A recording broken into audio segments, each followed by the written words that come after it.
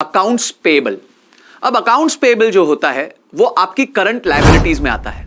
बहुत ही सिंपल सरल शब्दों में अकाउंट्स पेबल का मतलब यह है कि आपकी कंपनी ने किसी सप्लायर से कुछ माल खरीदा 100 रुपए का, हो सकता है उसको 20 रुपए दे दिए, तो अभी उसको 80 रुपए देने बाकी हैं।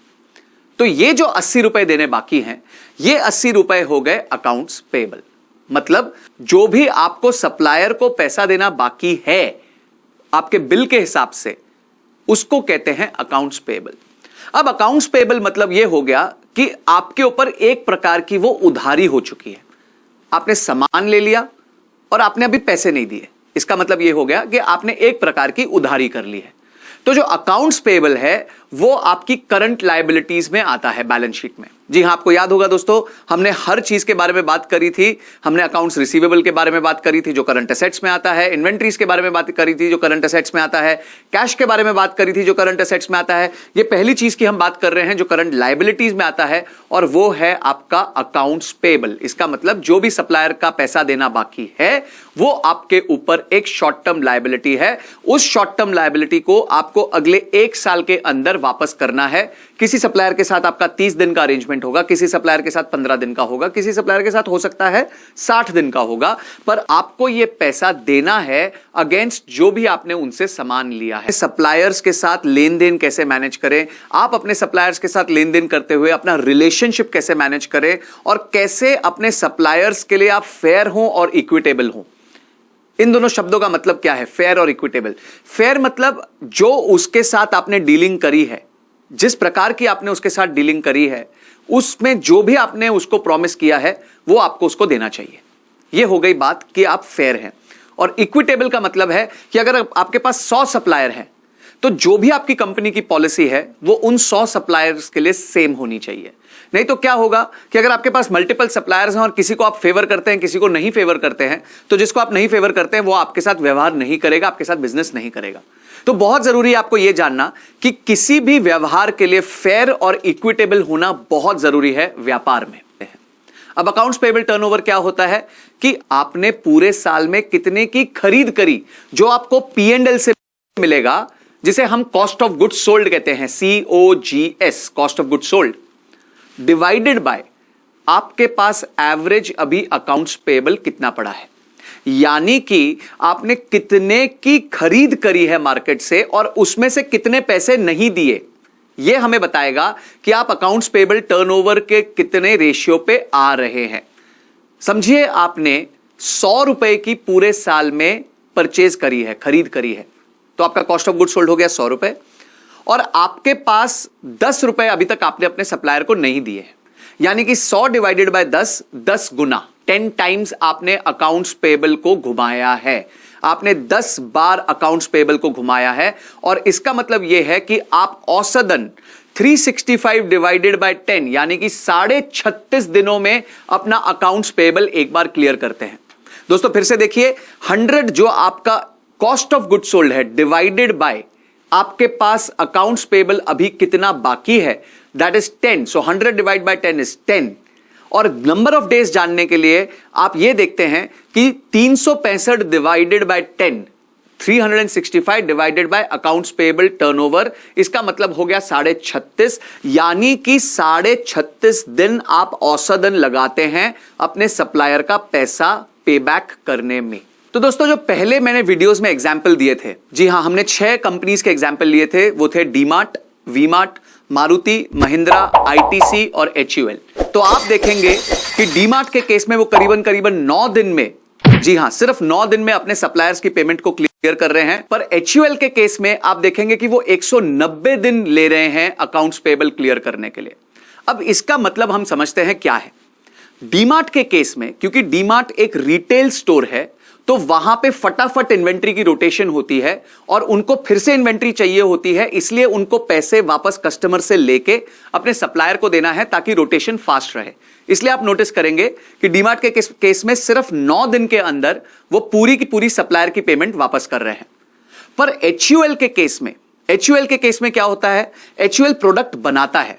HUL पहले प्रोडक्ट बनाता है, फिर वो इन्वेंट्री में रहता है, फिर उसके बाद वो सेल करता है, फिर उसके पैसे रिकवर होते हैं। इतना टाइम लगता है क्योंकि HUL एक मैन्युफैक्चरर है, HUL रिटेलर नहीं है। इसीलिए HUL के केस में जो अकाउंट्स पेएबल है वो करीबन 190 दिन का है। यानी उनके सप्लायर जो हैं उनको 190 दिन का सपोर्ट करते हैं, 190 दिन में उनसे पैसे वापस लेते हैं। अब दोस्तों जो थर्ड पॉइंट है, पहले हमने पता किया कि अकाउंट्स पेएबल होता क्या है, फिर हमने पता किया कि जो दो सबसे इंपॉर्टेंट रेशियो में हर वीडियो में आपको सिखाता हूं वो मैंने दो रेशियोज आपको बताए इधर। अब तीसरा पॉइंट है कि एक सप्लायर के साथ अच्छा रिलेशन मैनेज हो, जो मैंने पहले ही बताया था कि fair and equitable relation manage हो। तो इस पर्पस के लिए हमें एक प्रॉपर प्रोसेस बनाना चाहिए बिलिंग का। जी हां, अगर आपके पास बिलिंग का प्रॉपर प्रोसेस होगा, आइटम वाइज प्रोसेस होगा, तो कभी भी आपका सप्लायर से झगड़ा नहीं होगा। तो वो प्रोसेस क्या है उसको समझते हैं। ये इस टाइम पे मैं चाहूंगा कि आप अपना पेपर और पेन लेके सामने बैठें और इस प्रोसेस को जॉट डाउन करें। हालांकि इसके नोट्स आपको मिलेंगे साथ में, पर फिर भी मेरी रिक्वेस्ट होगी, जो आदमी खुद अपने हाथों से चीजें लिखता है वो जल्दी उसको रिमेंबर हो जाती हैं, याद रह जाती हैं। बचपन में आपको याद होगा टीचर हमेशा कहती थी जो आपको चीज नहीं आती थी कि इसको 100 बार लिखो, वो इसलिए कहती थी ताकि वो आपको याद हो जाए। तो इसी तरह मैं नहीं कह रहा 100 बार लिखो, पर जब जब साथ चल रहा है तो आप अपने पॉइंट्स बनाते रहिए, स्टेप्स बनाते रहिए और ये सोचिए कि इन स्टेप्स को आप अपनी कंपनी में कैसे इंप्लीमेंट करेंगे ताकि आपका सप्लायर के साथ रिलेशन अच्छा हो जाए। Step number 1, finalise a purchase order. जी हां, सबसे पहली बात है कि आपको एक परचेज ऑर्डर बनाना है। परचेज ऑर्डर क्या होगा कि आप अपने सप्लायर से कुछ गुड्स खरीदना चाहते हैं और उसमें आप कितने गुड्स खरीदेंगे, क्या उसकी क्वांटिटी होगी, क्या उसकी प्राइसिंग होगी, कितना आपको डिस्काउंट मिलेगा, उसकी डिलीवरी क्या होगी, उसकी क्वालिटी क्या होगी और उसमें अगर कोई डैमेज होगा तो कौन बेयर करेगा, और माल आने के बाद प्रॉपर चेकिंग होने के कितने दिन बाद आपके सप्लायर को आपको पेमेंट करनी है। ये ब्रॉड चीजें हैं जो आपके परचेज ऑर्डर में पहले से लिखी होनी चाहिए। जो बाकी चीजें होती है परचेज ऑर्डर में वो होती है सामने वाले का जीएसटी नंबर, सामने वाले का एड्रेस, पैन नंबर, आपका खुद का जीएसटी नंबर, आपका खुद के कंपनी का नाम, एड्रेस और पैन नंबर। ये सब तो बेसिक चीजें हैं, पर जो टर्म्स एंड कंडीशंस हैं उस पर आपको बहुत ध्यान रखना चाहिए। उसमें बेसिकली आपको चेक करना है कि क्वांटिटी क्या होगी, क्वालिटी क्या होगी, डिस्काउंट क्या होगा और आपके पेमेंट टर्म्स क्या होंगे once you receive the goods in proper quality. Second step है कि अब आपके पास वो गुड्स आ गए हैं। तो जब गुड्स आ गए हैं आपके पास तो सबसे पहले बनता है GRN, यानी कि goods received note. Goods received note आपका जो स्टोर कीपर होता है, जो भी स्टोर मैनेज कर रहा होता है, वो आपके बिहाफ पे गुड्स को एक्सेप्ट करता है। उसका काम होता है ये चेक करना कि जितनी क्वांटिटी पीओ में लिखी थी वो क्वांटिटी पूरी की पूरी आई है कि नहीं आई है। अगर आपने 100 बॉक्सेस मंगवाए थे तो क्या सारे 100 बॉक्सेस आ गए हैं।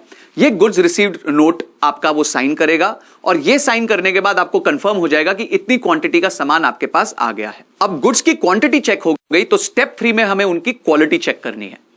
क्वालिटी कैसे चेक होगी? जो भी गुड्स आए हैं उसमें से सैंपलिंग होती है। जी हां, सारे गुड्स नहीं चेक किए जाते बिकॉज बहुत बड़ा कंसाइनमेंट होता है, तो आप सैंपलिंग करते हैं। आप 1 या 2 बॉक्स उठा के चेक करेंगे, आपकी क्वालिटी टीम चेक करेगी और ब्रॉडली उससे पता चल जाएगा कि कोई भी गुड्स जो हैं या टोटल गुड्स जो हैं प्रॉपर कंडीशन में है कि नहीं, उनकी क्वालिटी एज पर कमिटमेंट है या नहीं है। तो आपको सैंपलिंग करनी है और सैंपलिंग से आपकी क्वालिटी का टेस्ट हो जाएगा। जैसे ही क्वालिटी चेक हो गई तब वहां से आपके स्टोर से आपका बिल अप्रूव हो जाता है कि क्वांटिटी जितनी बोली थी वो आ गई, क्वालिटी जैसी बोली थी वो आ गई। ये दोनों स्टेप्स अप्रूव होते ही वो बिल स्टैंप हो जाएगा और वो बिल स्टैंप होके फिर आपके हेड ऑफिस में पहुंच जाएगा, जहां पे वो नेक्स्ट स्टेप ऑफ अप्रूवल्स के लिए जाएगा। जो नेक्स्ट स्टेप ऑफ अप्रूवल्स होंगे वो फाइनेंशियल अप्रूवल्स होंगे। तो सबसे पहले इसमें चेक किया जाएगा कि आपने इस सप्लायर को इस पीओ के अगेंस्ट कुछ एडवांस दिया था या नहीं दिया था। तो क्या होगा, आपका लेजर टैली होगा कि अगर 100 रुपए का प्रोडक्ट था या 100 रुपए का आपका परचेज ऑर्डर था और आपने पहले से ही 20 रुपए दे के रखे थे, तो इससे आपको यह पता चल जाएगा कि अब इस परचेज ऑर्डर के अगेंस्ट आपको 80 रुपीज देने बाकी हैं। तो ये जैसे ही आप टैली करेंगे आपको पता चल जाएगा कि आपको कितना अमाउंट आउटस्टैंडिंग है जो देना है।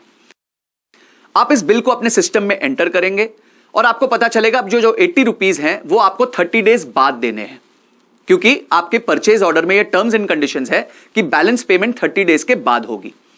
वंस आपने इस सिस्टम में एंटर कर दिया तो ये फाइनेंशियल कंट्रोलर के पास जाएगा और फाइनेंशियल कंट्रोलर इसको सिस्टम पे अप्रूव करेगा, सारे डॉक्यूमेंट्स को देख के। वो जीआरएन को देखेगा, क्वालिटी वाले के सर्टिफिकेट को देखेगा और अकाउंट्स वाले सर्टिफिकेट को देखेगा, जहां पे रिकंसिलिएशन हुई होगी कि हमने ऑलरेडी 100 में से 20 रुपए दे दिए हैं, 80 रुपए देने बाकी हैं। वो फाइनेंशियल कंट्रोलर अपने सिस्टम पे उसको अप्रूव करेगा और जैसे ही वो अप्रूव कर देगा उसके बाद वो चेक बनने के लिए चला जाएगा। चेक बन सकता है, चेक दो तरीके से बन सकता है, या तो आज ही बन सकता है पोस्ट डेटेड चेक, या फिर उस अकाउंटेंट के पास ये इंटीमेशन जाएगा 30 दिन के बाद कि अब आपको चेक रिलीज करना है इस पर्टिकुलर पार्टी का। तो अगर आप ये सारे स्टेप्स प्रॉपरली फॉलो करेंगे जैसे मैंने बताया है, तो आप ये देखेंगे कि कोई भी पॉइंट पे आपका सप्लायर के साथ झगड़ा होना पॉसिबल ही नहीं है। क्यों पॉसिबल नहीं है? क्योंकि आपने right from purchase order till delivery and check पूरा एक मैकेनिज्म बना दिया है, जिसमें अलग अलग पार्टीज आपकी इन्वॉल्व हैं। पहले आपका स्टोर कीपर इन्वॉल्व है, फिर आपका क्वालिटी पर्सन इन्वॉल्व है, फिर आपका अकाउंटेंट इन्वॉल्व है, फिर आपका फाइनेंशियल कंट्रोलर इन्वॉल्व है। तो जब मल्टीपल पार्टीज इन्वॉल्व हो जाती हैं और सारा राइट और सारा अधिकार एक पर्सन पे नहीं रहता, तो सिस्टम बहुत फेयर और इक्विटेबल हो जाता है और वहां पे घपले होने के चांसेस थोड़े कम हो जाते हैं। दोस्तों, अब आप ये पूछेंगे ये फाइनेंशियल कंट्रोलर कौन होता है? फाइनेंशियल कंट्रोलर, जैसे कि नेम सजेस्ट कर रहा है, आपके फाइनेंस को कंट्रोल करता है। वो सारी चीजें चेक करता है एक पेमेंट करने से पहले कि कहीं कोई गलती ना हो जाए, क्योंकि सारी रिस्पॉन्सिबिलिटी इस पर्सन के ऊपर होती है। उसको यह चेक करना होता है कि कहीं ना कहीं कभी कभी डुप्लीकेसी हो जाती है। देखिए, आप देखेंगे ऑर्गेनाइजेशंस में यह फाइंड किया गया है एक रिसर्च के तहत कि 77% घपले जो होते हैं, जी हां घपले, 77% जो घपले होते हैं वो अकाउंट्स पेबल में होते हैं। कभी डबल बुकिंग हो जाती है, कभी ओवर बिलिंग हो जाती है, कभी ओवर प्राइसिंग हो जाती है, कभी परचेज ऑर्डर से अलग बिल आ जाता है। इस प्रकार की सारी प्रॉब्लम्स, 77% फ्रॉड्स जो कंपनी में होते हैं वो अकाउंट्स पेबल सेक्शन में होते हैं। इसीलिए एक फाइनेंशियल कंट्रोलर इस पे बैठता है जो चेक करके रखता है कि ये जो सारी मैंने मिस्टेक्स बताई हैं इसका ऑडिट हो जाए before making the final payment. दोस्तों, अब आप पूछेंगे यार ये फाइनेंशियल कंट्रोलर कहां से लेके आऊं? फाइनेंशियल कंट्रोलर, आप अगर एक छोटा व्यापार कर रहे हैं तो आप खुद फाइनेंशियल कंट्रोलर हैं। अगर आप एक मीडियम साइज व्यापार कर रहे हैं तो आप अपने यहां एक अकाउंटेंट रखेंगे, थोड़ा सीनियर अकाउंटेंट रखेंगे, जो एक चार्टर्ड अकाउंटेंट होगा। ये चार्टर्ड अकाउंटेंट आपकी हेल्प करेंगे इस प्रकार के किसी भी फ्रॉड्स को डिटेक्ट करने में। और अगर आप एक बहुत बड़ी कंपनी बन जाते हैं तो आपको एक्सटर्नल हेल्प चाहिए होगी, जिसमें आप जानते हैं जैसे कंपनीज हैं KPMG, Ernst and Young, Price Waterhouse Coopers, Deloitte, ऐसी कई कंपनीज हैं जो आपको हेल्प करती हैं इंटरनल ऑडिट करने में। तो दोस्तों, आपको मजा आ गया होगा ये प्रोसेस देख के। अब आप इसको स्क्रिबल कीजिए। अब आप देखिए कि आप एक्चुअल में जो प्रोसेस कर रहे थे उसमें ये सब स्टेप्स थे क्या, और अगर नहीं थे तो आज के आज इन सारे स्टेप्स को इंक्लूड कीजिए। शुरुआत में थोड़ी सी तकलीफ होगी, आपको लगेगा कि पेमेंट स्लो हो रही है, पर आगे जाके आपकी स्पीड बहुत फास्ट हो जाएगी और इससे आपका जो रिलेशनशिप है आपका सप्लायर के साथ वो बहुत अच्छा रहेगा। दोस्तों, आप एक बात का ध्यान रखिए, सप्लायर मार्केट में आपकी इमेज बनाता है और बिगाड़ता भी है। जी हां, बनाता भी है, बिगाड़ता भी है। वो इसलिए कि अगर आप 10 दिन बोल के 9 दिन में पैसे दोगे तो वो सबको जाके बोलेगा कि इस कंपनी के साथ बिजनेस करो, ये टाइम पे पैसा देती है, ये अपने कमिटमेंट को स्टैंड करती है।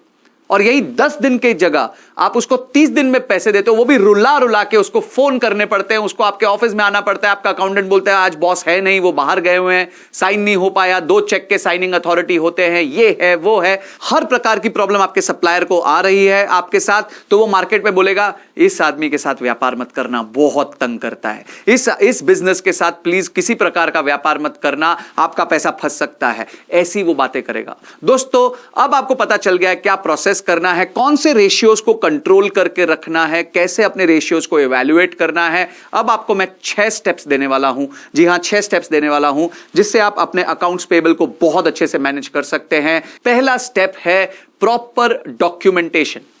जी हां दोस्तों, आप देखेंगे लोग है ना यारी दोस्ती में ऑर्डर दे देते हैं। अरे तू तो मेरा दोस्त है यार, एक काम कर फटाफट 100 गोनी वो भेज दे, तू तो मेरा दोस्त है एक काम कर 20 कार्टन ये भेज दे। ऐसा नहीं चलेगा। एक प्रॉपर परचेज ऑर्डर होना चाहिए, एक प्रॉपर डॉक्यूमेंटेशन होनी चाहिए। आदमी फोन पे बिजनेस कर सकता है, पर उसका फटाफट within next half an hour 1 hour purchase order निकल जाना चाहिए। क्या होता है जब एक परचेज ऑर्डर निकलता है तो दोनों पार्टीज लीगली बाउंड हो जाती हैं उस अग्रीमेंट को निभाने के लिए, और कल को नहीं तो क्या होगा, आपने ऑर्डर दे दिया या आपने एडवांस में पैसा दे दिया, उसने ऑर्डर सर्विस नहीं किया, तो आपकी रिकवरी करने में प्रॉब्लम आएगी। तो सबसे पहली चीज है प्रॉपर डॉक्यूमेंटेशन, क्योंकि आप एक दूसरे पे भरोसा कर रहे हैं, इस भरोसे को पक्का कीजिए डॉक्यूमेंटेशन के माध्यम से। सेकंड पॉइंट है कि आप जितना भी डिटेल्स है परचेज ऑर्डर का, उसको अपने सप्लायर पोर्टल में अपडेट कर दीजिए। जो भी आपका सप्लायर पोर्टल है, जिस प्रकार का भी आप सिस्टम यूज कर रहे हैं, जो मैंने आपको बताई थी परचेज ऑर्डर की बातें कि कितनी क्वांटिटी होगी, क्या क्वालिटी होगी, क्या प्राइस होगा, कितना डिस्काउंट होगा, कब वो माल आएगा, कितने दिन में आपको पेमेंट करनी है, और अगर किसी प्रकार का डैमेज होने वाला है तो वो कौन बेयर करेगा, ये सारी कंडीशंस को एक सिस्टम में एक प्रॉपर डॉक्यूमेंटेशन के माध्यम से अपने सिस्टम में डाल दीजिए, ताकि आपका सिस्टम आपको रिमाइंड करे कि कब पेमेंट करनी है। तीसरा स्टेप है मेकर एंड चेकर। जी हां दोस्तों, जो बनाता है वो खुद चेक नहीं कर सकता, और जो चेक करने वाला है वो बना नहीं सकता। इस बात का आपको ध्यान रखना है, मेकर चेकर मैकेनिज्म रखना है। इससे क्या होगा, आपका कभी भी एक ही पर्सन एक्सेप्ट नहीं कर रहा होगा गुड्स और वही पर्सन अप्रूव नहीं कर रहा होगा, क्योंकि अगर ऐसा हुआ तो जैसे मैंने आपको बताया था पहले कि 77% धांधलेबाजी अकाउंट्स पेबल में होती है। तो यह प्रॉब्लम आ सकती है अगर आप मेकर एंड चेकर को अलग नहीं रखेंगे। तो अगर आप इनको अलग रखते हैं तो बिल बनाने वाला अलग होगा, पेमेंट करने वाला अलग होगा, और जो सामान है वो रिसीव करने वाला अलग होगा। जब तीनों पार्टी अलग होंगी तो बहुत डिफिकल्ट होगा किसी के लिए भी किसी प्रकार का करप्शन करना अकाउंट्स पेबल में। चौथा पॉइंट है चेक फॉर डुप्लीकेट पेमेंट्स। होता क्या है, हम इतने बिल्स प्रोसेस कर रहे होते हैं, एक ही पार्टी के साथ इतनी डीलिंग कर रहे होते हैं कि कभी कभी हम एक ही पार्टी को एक ही बिल के 2 पेमेंट्स कर देते हैं। तो आपको यह ध्यान रखना है कि कभी भी आपका 2 पेमेंट एक ही बिल के लिए नहीं होना चाहिए। डुप्लीकेट पेमेंट्स आपको अवॉइड करने हैं। यह बहुत बड़ा रीजन होता है जिसमें आपका कैश लॉस हो जाता है और आपका प्रॉफिट कम हो जाता है। 5वां पॉइंट है जो मैंने आपको प्रोसेस बताया था, जो परचेज ऑर्डर से स्टार्ट होके आपका पेमेंट तक जा रहा था, द P2P मेथड, उसमें जितना हो सके आप सिस्टम के थ्रू उसको ऑटोमेट कर दीजिए। जितनी बड़ी कंपनी है दुनिया में वो सब कुछ ऑटोमेशन पे चलती है, और इसलिए क्योंकि कोई ह्यूमन इंटरवेंशन नहीं होता तो गलती होने का चांस बिल्कुल कम होता है।